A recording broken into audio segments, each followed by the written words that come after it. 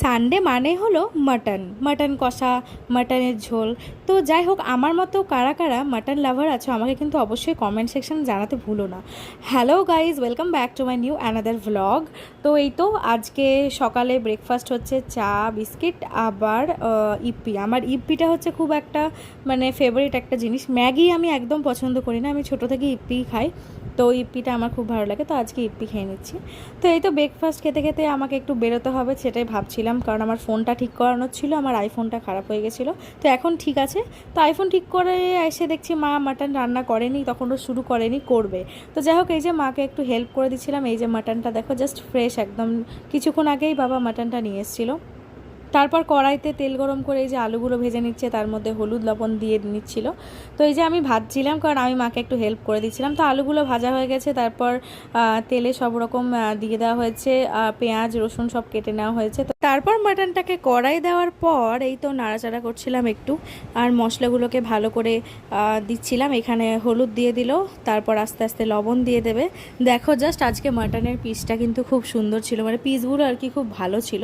খুব যে চর্বি ছিল তা নয়, কিন্তু খুব ভালো ছিল। তো যাই হোক, এই তো আমি রান্না করছিলাম, মা এক এক করে জাস্ট মশলাগুলো অ্যাড করছিল।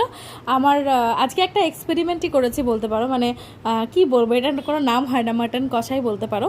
তো তারপর এই যে আরও কিছু মশলা কেটে নেওয়া হলো। এবার তারপর লঙ্কা পেস্ট করে নেওয়া হচ্ছে। লঙ্কাটা প্রচণ্ড ঝাল হয়েছিল, প্রচণ্ড ঝাল দিতে বলেছিলাম মাকে, ঝাল ঝাল খেতে ইচ্ছা করছিল। তো এই যে অনেকটা কষা হয়ে গেছে। তো তারপর হচ্ছে তোমার কিছু মশলা অ্যাড করলো। এই যে তোমার রসুন বাটা, তারপর আদা বাটা কিছুটা অ্যাড করে দিল এখানে মিক্সিতে গ্রাইন্ড করে। তো এই যে এখন আমি হালকা করে নেড়ে নেব। তো আমার জাস্ট গন্ধতেই খিদে পাচ্ছিলো, আর আমি যখন ভিডিও এডিট করছি তখন তো আমার আরও বেশি খিদে পাচ্ছে। তো যাই হোক, তারপর এই তো মাটনটা ফুটছে। তো তারপর মাকে বললাম যে প্রায় কষা হয়ে গেছে, তো আমাকে এক পিস দাও। তো মা বললো খেতে পারবি? আমি বললাম হ্যাঁ। তো এই তো এক পিস মাংস নিয়ে বসে পড়েছি এখন খাবো বলে। তো যাই হোক, তারপর এই তো খাওয়া দাওয়ার পর বুঝতে পারলাম খুব সুন্দর টেস্ট হয়েছে। তারপর মাংসটাকে সোজা প্রেসার কুকারে এবার দিয়ে দিল। এবার প্রেসার কুকারে 5টা মতো সিটি মারবে, তারপরেই রান্না তো ডান হয়ে গেছে। এই তো আমাকে দুপুরের খাবার দিয়ে দিয়েছে। এখানে স্যালাড ছিল, এক বাটি মাটন ছিল, ভাত ছিল, আর এখানে ছিল একটা আমুল কুল।